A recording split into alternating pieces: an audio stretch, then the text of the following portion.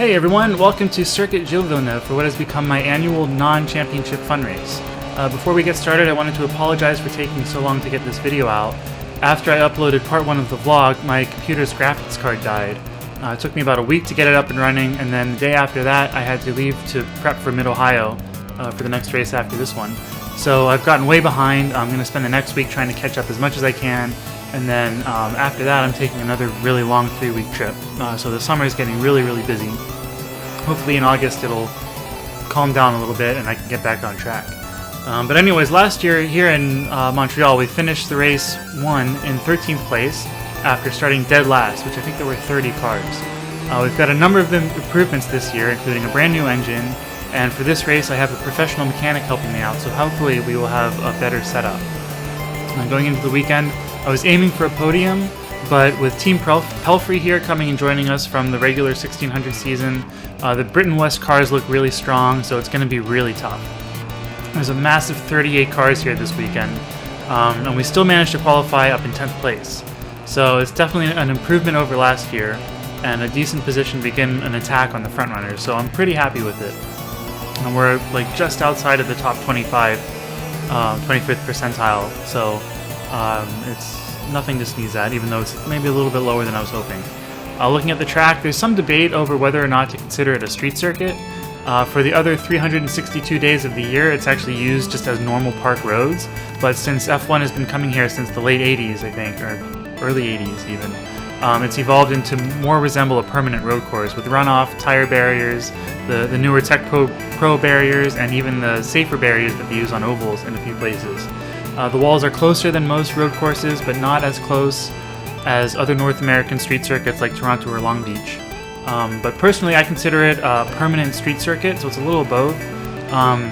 Since the qualifying characteristic of a street circuit for me is that it's not used as a racetrack except for one weekend, and this circuit definitely qualifies for that. So it's dusty, it has low grip, and it evolves over the weekend the same way that a more sort of traditional street circuit would be. But for the race, we're starting 10th, hoping to get a good start and move up closer to the front. So let's fast forward to the green and see how we go.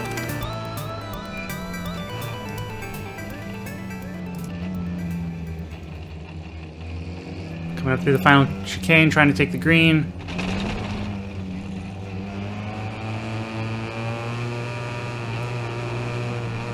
So we're towards the front of the grid, and they're going to have to wait for as many people to get through the chicane as we can. So it's going to be a late green.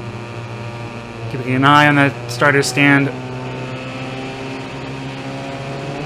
And there we go, we're off.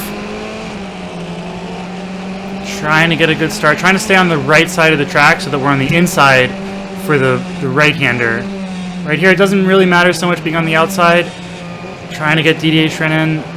Can't quite get alongside him. And now we're on the inside, so anybody behind us or to the left of us is going to have a bit of a hard time. Get in front, but we've got the inside again, but then we're going to be on the outside for the left-hander through turn 5 or turn 4.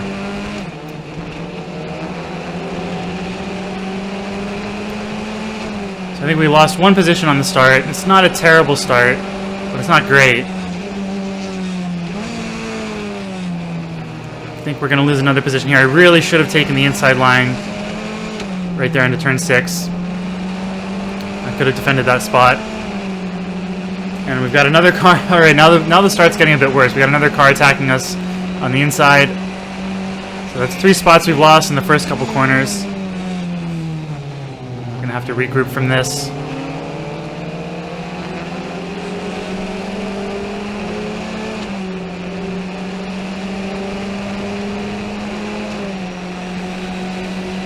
Let's see if we get lucky. Trying to get the inside, going into the hairpin. Can't quite do it. Maybe we'll get a draft. Oh, he makes a mistake. But we do too. We follow him right around and we're being under attack again. Oh man, this first lap is not what we wanted. And another one's coming alongside. Come on, Charles, have to stop the bleeding at some point. Well, the first couple corners weren't terrible, but this first lap is just horrible. Try to get a good exit, see if we can use that pack fighting with each other. Take advantage of that. Probably not.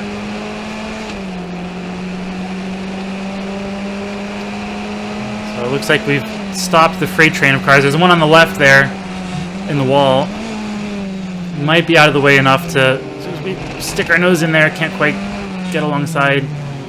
I think that car in the wall on the front straightaway, I don't think it's going to be enough to cause a full course yellow. They might be able to get away with it. And it looks like we've stopped the freight train of cars coming overtaking us, so let's just try to regroup, see if we can mount an attack on these cars and get some spots back. Flat out through turn 5.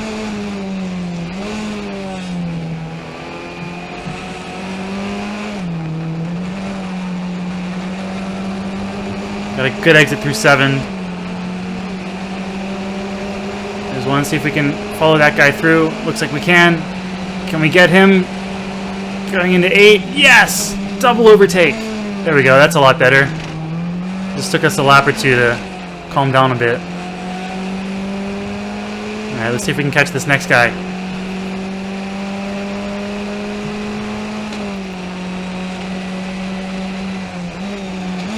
All this this dust here, I think, is laid down from another car. So we'll get the bit of oversteer coming in, oversteer coming out. That dust there, as I was saying, I think it's from a car in a previous race. They must have had an oil spill or something, and the track marshals put this like kitty litter or dust on it to soak it up, and so that they can clean it off. Otherwise, you know, if it's oil, it's not going to evaporate. It's just going to sit there. So and this is. One of the exclusive cars that we just passed. He's gonna put a challenge on us, but he doesn't quite get alongside enough.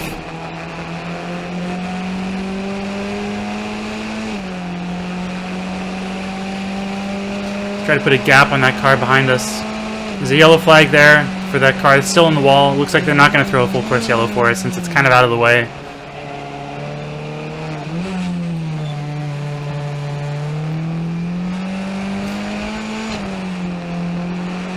So if you've noticed, if you've watched some of our videos from this last season, so far this season, maybe from the last season as well, you'll notice that this weekend the tires have treads on them. That's because the Canadian Championship that we're racing in for this race, they use Toyo R888Rs, which I think is a street tire. So they're compared to the tires we usually use, they're rock hard. They last forever. They're dirt cheap. And actually, this is the same set of tires that I used last year. So I just kept them in storage for the season or for the year and put them back on the car for this weekend. And they're fairly competitive, so these tires, they last a long time. In the US, we use the slick tires, which last for 1 weekend, maybe 2. They won't be competitive for the second weekend if you're up against a lot of other cars that are on slick tires. And it is a big adjustment to go from the slick tires to these tires. You have to recalibrate your expectations for how the car is going to handle. As you can see, we get a lot of oversteer. That's going to slow us down a lot. It looks cool, but as I was saying, you have to recalibrate your brain for these harder tires. They have a lot less grip, and they also change the balance of the car. So I think coming into this weekend, we had a pretty decent handling car. We put a new setup on with our new mechanic. He aligned things the way they should be, and we were having a lot of corner entry oversteer problems.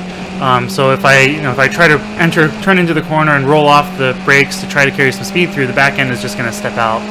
So we tried to lower the rear ride height. Basically, what that does is it lowers the center of gravity in the rear, and that gives you a little bit more grip. And it helped a little bit, but I don't think we went far enough with the change. So I'm still struggling with that with this corner. You can really see it in the hairpin towards the end of the lap. So I was getting corner entry oversteer. And this car does have enough power, and it has an open differential, so that if you are hard on the gas coming out of a corner while you have a lot of cornering load in the car, the inside rear tire will spin. Just because there's no weight on it. So I've got corner entry oversteer, I've got power oversteer exiting the corner, and I just figured, well, you know, I'll just ride that slide all the way around the hairpin. It's not fast, but it does look impressive, and it's fun to do, so, you know, just got to work with what you've got, I guess. It looks like we're pretty much staying on station with this car in front of us, but we're pulling a bit of a gap from the car behind. So just trying to put down good laps. And see, there's that corner entry oversteer, power oversteer. I think the last lap we had a really nice drift around the hairpin.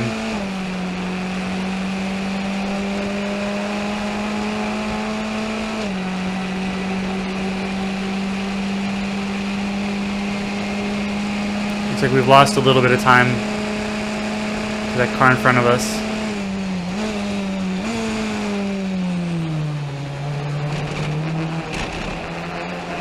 You know, he's close to the car in front of him, so if he starts attacking that car in front of him, then that will slow both of them down, and that will allow us, if we stay consistent, to close that gap. So hopefully he gets close enough to start attacking. Or a full course yellow could come out. That would be really handy. But of course the problem with that is that it would allow the car behind us to catch up. And it looks like we put a pretty decent gap on him.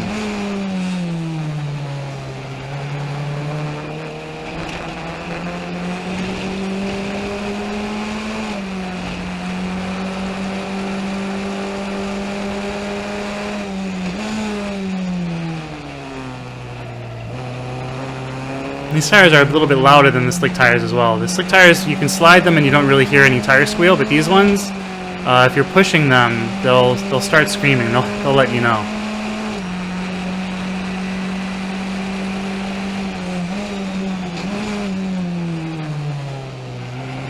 You can see there, I nudge the wheel into the corner and then it sort of straightens out and we're still turning.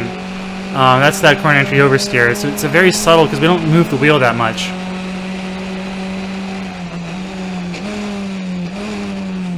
So I just nudge the wheel in and immediately the back end steps out. And then as soon as I get on the power again, the back end steps out.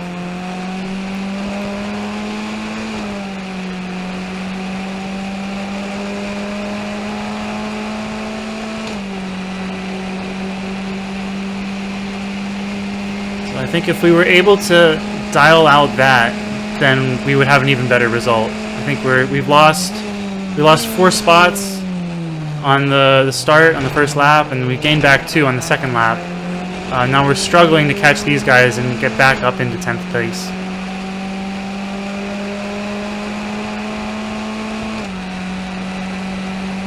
Yeah, they're just going to leave that car there on the wall.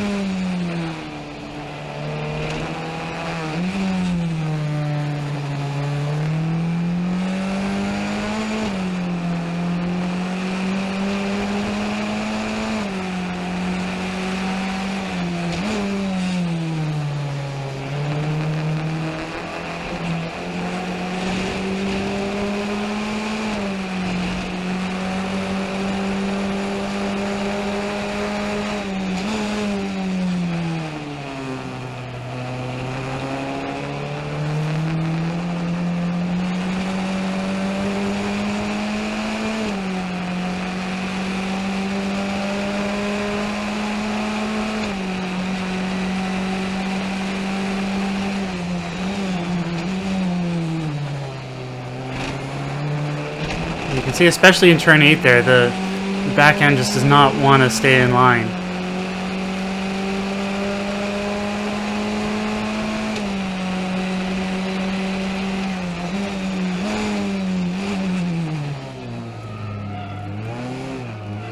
Again, you can see how much time we're losing. We're just not able to get back on the power. I'm shaking my head. The tires are squealing. Hopefully the fans are enjoying it though.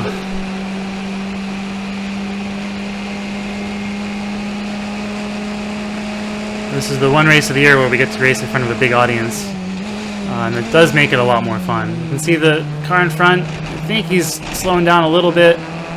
We can keep things together. Maybe we can catch him in a couple laps. But I think we're talking tenths of a second that we're gaining.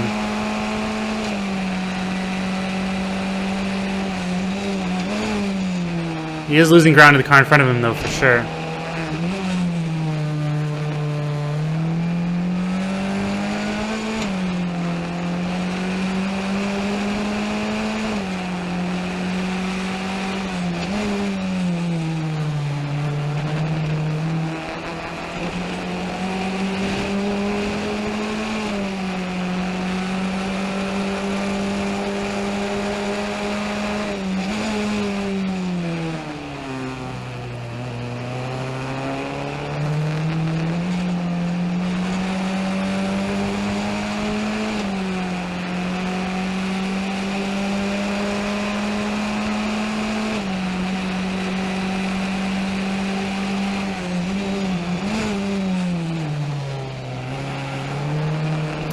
The corner trailer steer in that corner is particularly bad. There in the hairpin, I think it's the worst.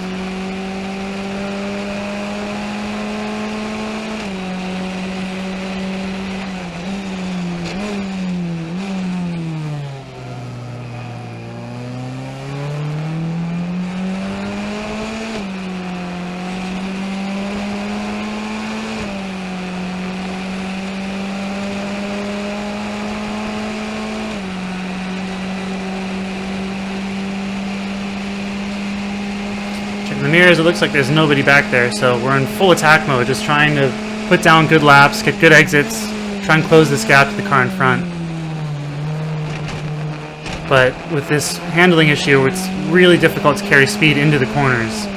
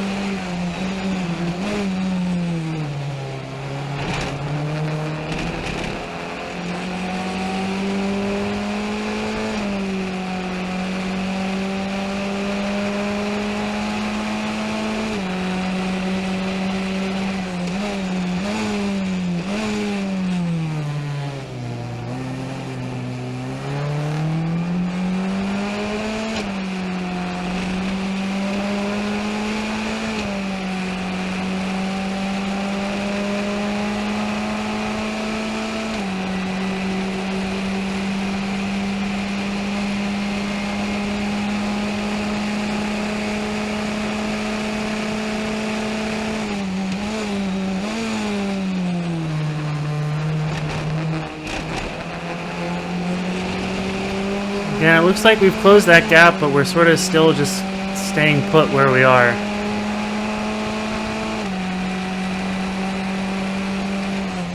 We've riddled off 2 consecutive personal best laps, so that's good.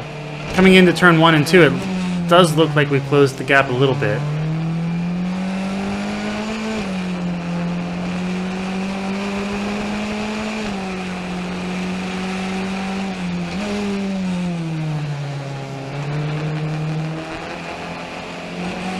Coming out of turn 4, there's a yellow flag to the left. So we're going to slow way down here because this is a very fast corner. There's another car sideways to the left. There's a wheel off to the right. There's another car in the wall on the left.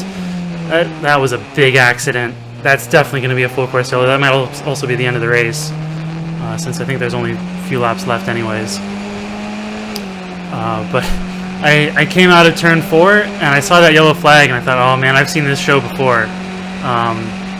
So got to slow way down because it's a blind corner. We're going, I think, a little over 90 miles an hour, flat out through turn 5 on a normal lap. So you don't know what's going to come around that corner. If that car that was sideways, if that had been on the line, then I would have just driven straight through him. And there was a car behind me, maybe 2 seconds behind me. And you can see in the video, if you stop it and go back, the car that was sideways was turning to the right, turned his head to the right to see if, almost as if he was trying to find a gap to rejoin, but he can't see any farther around the corner than I can. And so what happened was when he saw me go past, he tried to get back on the line to go out racing. You can see me wag my finger at the guy. He was looking to pass, and the full course yellows had come out by that point, so just making sure that he stays in line. What happened to the guy behind was, or the guy that was sideways, was he tried, after I went through, he tried to pull out to get back into the race, and the car that was behind me, maybe 2 seconds or so, came around the corner, almost at full speed, and just plowed right into him. Fortunately, both drivers were okay. I think the one in the car that was sideways went to the hospital just for precaution, and he might have had a concussion. That's what I heard, but I'm not entirely sure. And then he was released around midnight, so I think they took him over just to do some tests to make sure he was okay. But that was that's a scary accident. Any accident you're going to have in this corner is scary. As you can see, as we come around again,